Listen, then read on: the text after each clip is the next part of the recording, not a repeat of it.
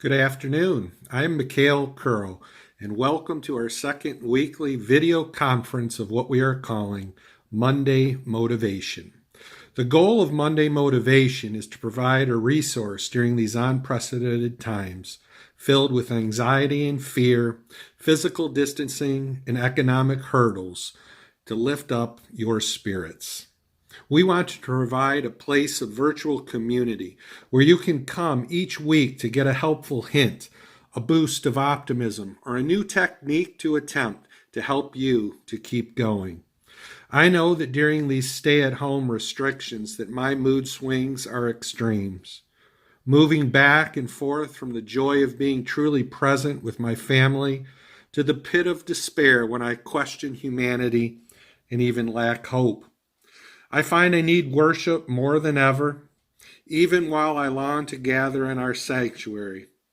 I look forward to a group Zoom meetings to see familiar faces and to hear treasured voices, while wondering when we'll all be able to come together again to shake hands, hug, and just enjoy each other's presence. We've therefore created this regular Monday afternoon video conference to offer you a weekly course of motivation for your mind, body, and spirit, featuring a pastor, a licensed counselor, a nutritionist, and a physical therapist. Each will offer their expertise, providing us with useful tips on how to contain our worries, avoid despair, limit the potential of adding unwanted weight, and staying physically fit. In addition, we want Monday Motivation to be interactive.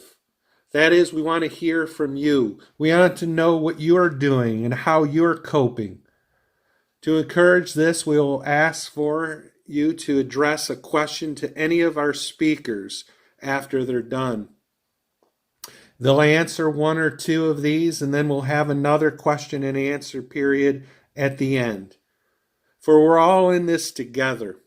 And we will all help each other to keep going, to hopefully stay healthy and to come out of this even stronger in community and in our individual and collective efforts to share God's love, God's grace, and God's forgiveness. So without any further ado, let us get started, okay? Again, thank you for making the time to join us. Today I'm pleased to be here with Pastor Dave Parker, Senior Pastor at King of Kings, Lisa Buffet, a mental health counselor and a licensed therapist, also the director of our small group ministries at King of Kings. Her husband Mike, a physical therapist, a guitarist in the praise band when we were able to join together, and also the co-chair of our small group ministry that focuses on our love of golf. And finally, Lisa Konzak, who is a nurse and a nutritionist who is with Henry Ford in Beaumont Hospitals. So Pastor Dave, please get us started. Set the tone and ground us in the spirituality and faith that we all share. Pastor Dave? Good afternoon, sisters and brothers. We begin our time in prayer. You came to us, O Lord, as a lantern in our darkness. Now illumine our way. You came to us as a song in the midst of our sorrow. Now kindle our hope. You came to us as a balm on the bed of our sufferings. Now be our healing. You came to us as a shelter amidst the violence of storms. Now grant us peace. You came to us as a king upon the fields of our defeat. Now be our salvation. You came to us as a child in the midnight of our despair. Now be our God. Come quickly, Lord Jesus. And all of God's people say, Amen. Last week, Pastor Kelsey started off our spiritual journey for this Monday motivation experience with the first of 4 themes that we will be covering. And those 4, let's see, it's upside down for me. So there it is. Our 4 themes will be prayer, lament, praise, and serve. And so Pastor Kelsey spoke about the importance of prayer. If you missed that, you can check the recap out on our 40 Days at KOK Facebook group. It was posted, I believe, last Wednesday.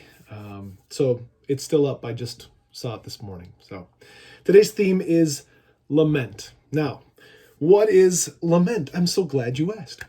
Lament is the passionate expression of grief and sorrow. It's to mourn or grieve or to beat on one's chest in anguish. A lament is not whining, it's not complaining or griping or grumbling. It's an opportunity to say, woe is me. It sums up the feelings of a grieving mother who has lost a child, or a widow or a widower facing their spouse's funeral, or of a conquered nation, right? Lamenting isn't something to be ashamed of. It's not weakness. It's not giving up. The Bible isn't ashamed of it. Out of the 150 Psalms that you find in the Bible, 60 of them are categorized or known as laments. That's 40% of the Psalms. There is a book in the Bible dedicated and devoted solely to lamenting called the Book of Lamentations, right? So why does the Bible embrace lamenting? Well, because it's an honest human experience. It's part of what makes us real. It doesn't settle for some shallow way of describing what's going on, as if to pretend that our suffering isn't a big deal. I truly believe it is so important, especially during these difficult days, to lament, to be honest with ourselves and with our God, that we're hurting, that things are not the way that we wish they were. I'm going to give you a great example, one that I came across recently reading my Bible, from the prophet Micah in chapter 7. Apparently, times were tough. People were choosing evil, leaders were corrupt, families were turning on each other, and this is what Micah shared starting in verse 1. This is the Message version, which I love to read because it's in our language. Micah says this: I'm overwhelmed with sorrow, sunk in a swamp of despair. I'm like someone who goes to the garden to pick cabbages and carrots and corn and returns empty-handed, finds nothing for soup or sandwich or salad. There's not a decent person in sight. Right living humans are extinct. They're all out for one another's blood, animals preying on each other. They've all become experts in evil. Corrupt leaders demand bribes. The powerful rich make sure they get what they want. The best and brightest are thistles. The top of the line is crabgrass. But no longer it's exam time, looking at them slinking away in disgrace. Don't trust your neighbor. Don't confide in your friend. Watch your words, even with your spouse. Neighborhoods and families are falling to pieces. The closer they are, sons, daughters, in-laws, the worse they can be. Your own family is the enemy. Wow. I mean, here's Micah just laying it on the line, right? Just basically being as blunt as possible. And gosh, it's really been hitting me. It's been hitting home with me lately that it's hard to even open up the news anymore, seeing all the evil from the public and in our politics. So, how are we supposed to respond? Well, what does Micah do? He laments. Woe is me, he cries. But notice, I didn't read the entire reading yet. He didn't stop there. Verse 7 is the key to lamenting. He goes from woe is me to holding on to hope. In verse 7, he says, but me, I'm not giving up. You see those goosebumps? Yes. I'm sticking around to see what God will do. I'm waiting for God to make things right. I'm counting on God to listen to me. This is how God's people respond to the great difficulties of life. We lament. We share our hearts. And we grab hold of the hope that we have even in those laments. So here's the journey. Here's the invitation for you to try this week. over and over and over again, to share your honesty with yourselves, with your loved ones, and with your God. And after acknowledging your woe, remind yourself and others of the promises that God offers. That God is always with you. That He is strongest when we are not. That He is greater than anything life can throw at us. That He has never and will never abandon us. And for that, sisters and brothers, we can give thanks to our God. So, let's take this next journey together this week. Let's share our hearts with one another and lament and share that times are not great, but that they will not stay this way, and that we experience God's promises even in the midst of our lamentations. May this be our journey this week, sisters and brothers. Blessings to you. Hello again, everyone. I'm Mike Beauvais, physical therapist, and our Monday motivation today, we talked about some stretching for your back. But first, I want to review the doorway stretching that we did last week and revisit proper posture.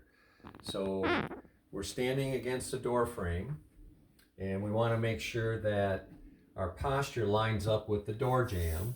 So my ear, my shoulder, my hip, and my ankle can all line up on that line. That puts me in good posture. So keep that in mind. We talked last week how important it is to get up and stretch on a regular basis. So I taught everyone a door jamb squeeze. And what you're going to do is put your back up against the door frame, put your head back if you can, and keeping your arms at your sides, you're going to pinch your shoulder blades together and grip the door frame. Count to 5 or a long exhale, then relax, and then repeat 10, 15, 20 times till it feels like you've stretched out the tension in your front, in your chest area, activated those muscles between your shoulder blades. Today I want to spend a minute to go over stretching for your low back, and I'm going to teach you an exercise called the cat and camel. Some people call it the angry cat stretch. You're going to do it on your hands and knees, so you're going to get on all fours, and you can do it on your bed or the floor. You want to first just learn to relax and allow your back to sag.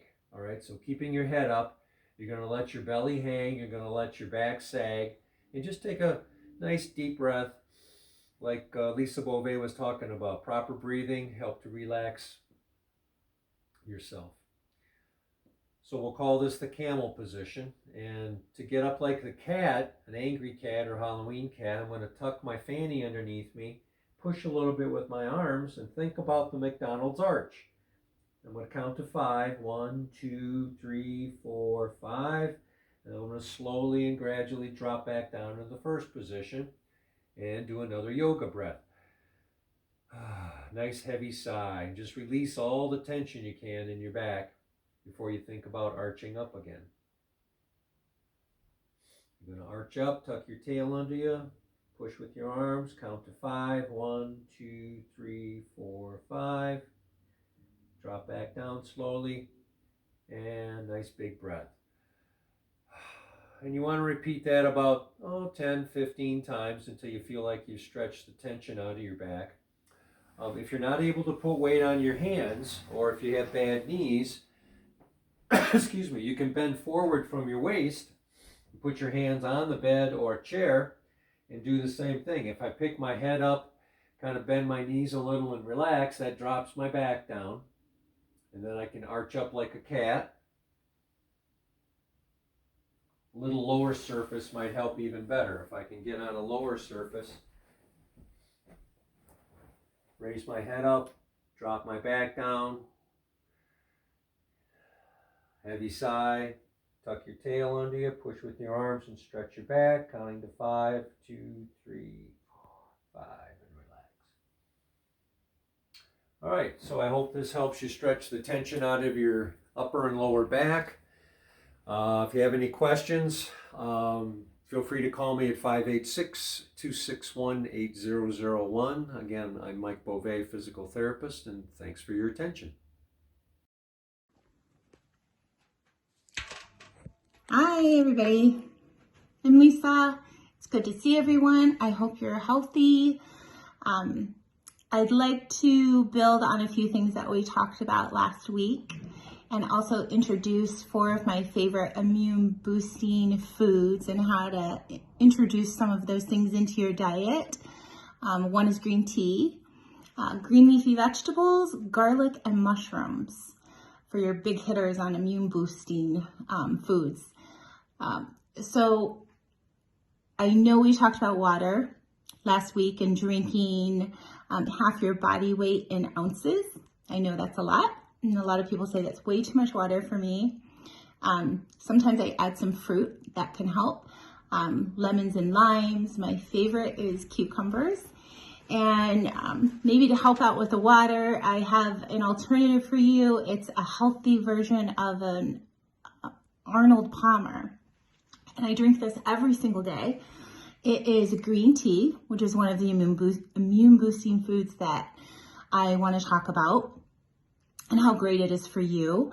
So I take green tea 50-50 with some sugar-free lemonade and add some lemons, and there you go. And it's just like Starbucks. It'll save you tons of money. The second on the list is dark leafy greens. I add these into everything. I know people, I think it's great. If you're eating salad, that's fabulous, but you could add dark leafy greens into just about anything. I do. I add them into spaghetti. It's a great place to hide your greens. Sauces, soups, breads like banana bread, zucchini bread, cookies. I'd be happy to share any recipes with anyone if you're interested. But those are so important for you to be eating right now. The third is mushrooms. People say, what kind of mushrooms? And mushrooms build your immune system like no other. You can eat them raw in salads. You can put them into soups, sauces, meatloafs, cook them by themselves and put them over main entrees. They're just a fabulous addition right now. And last is garlic. And I picked that one because it is a big boost for your immune system.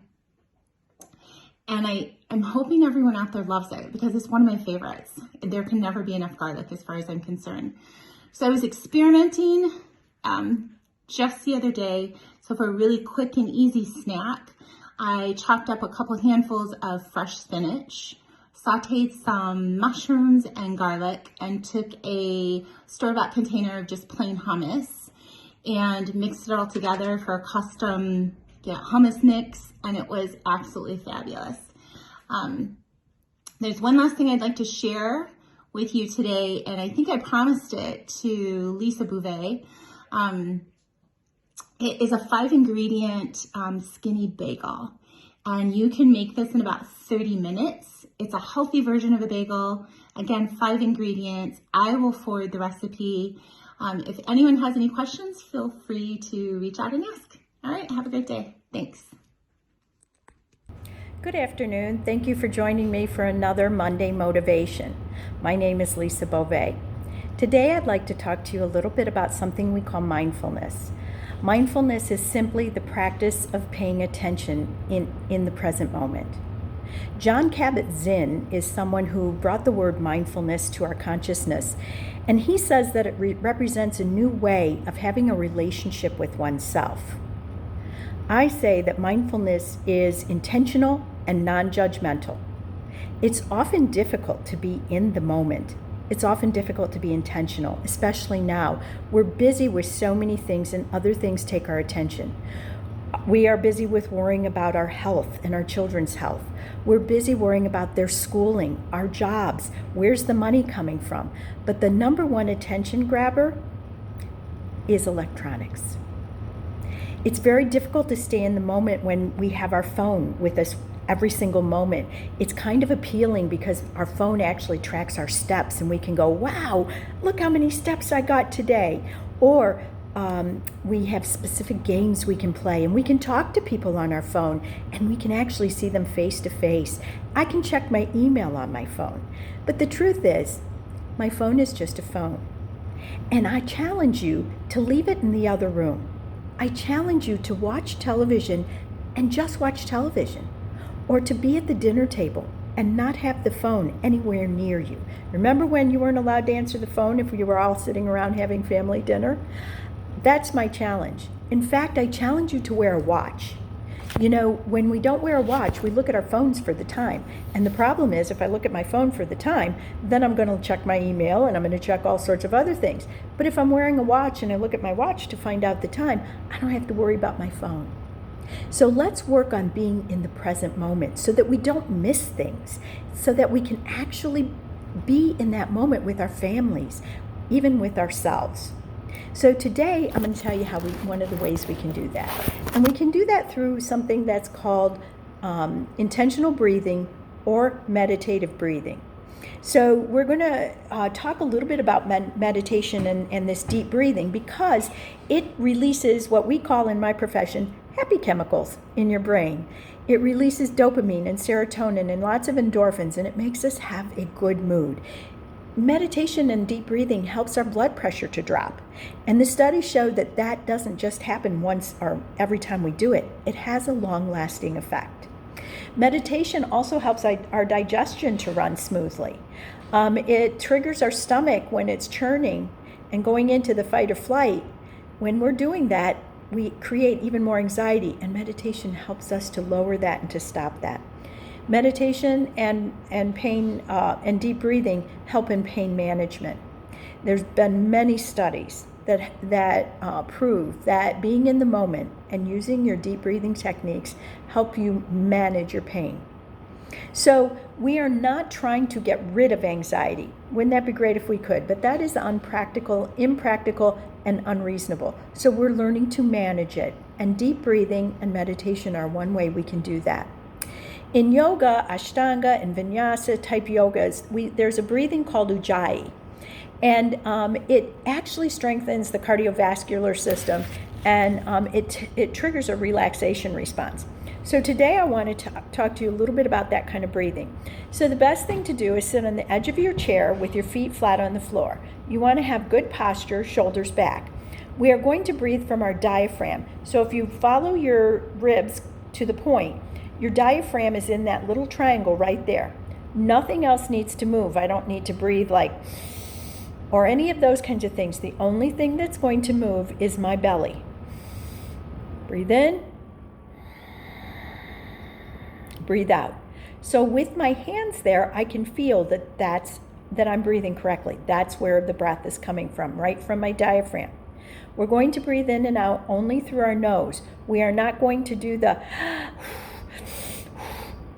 that is a whole different kind of breathing. We want this to be controlled, so it's in and out through our nose. So let's try that. Breathe in, breathe out. Breathe in, breathe out.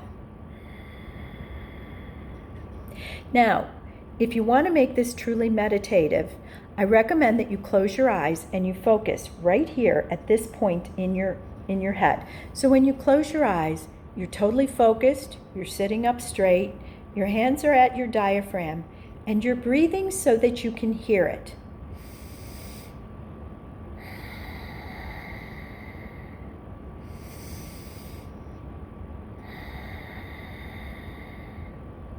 It's important that we listen for our breathing and we focus on our breathing.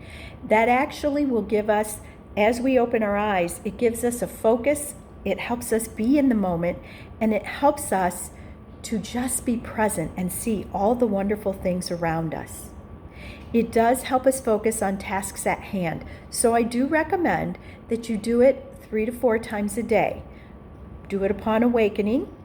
Do it 2 other times during the day when you take a break, and definitely do it before you get in bed at night. Make it part of your nighttime routine or ritual. When you do that, you will actually have a deeper sleep and a much healthier sleep as well.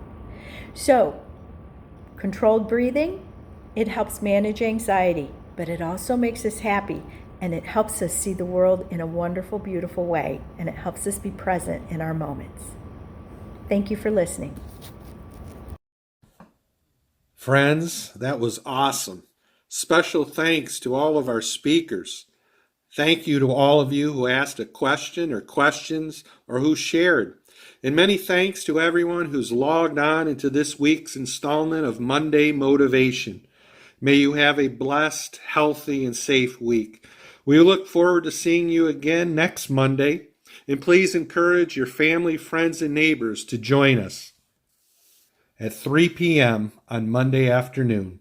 And if you're looking for more of this, please join me tomorrow at 5 p.m. as I'll be part of a Tuesday afternoon video conference which we call Weekly Wealth Health, the purpose of which is to help you with any financial worries or concerns that you or your family members may be having. I'll be joined by a tax accounting specialist, an estate attorney, and a property casualty expert. In tomorrow's episode, the four of us will focus on the importance of building a solid financial foundation. For more information on this or to receive the Zoom link, please contact me at michaelcurro@gmail.com. Michael, M-I-C-H-A-I-L, Curro, C-U-R-R-O, @gmail.com. Finally, don't forget about Pastor Dave and Pastor Kelsey's Wednesday Bible study that you can get at the King of Kings link. Thanks again. See you next Monday. God bless.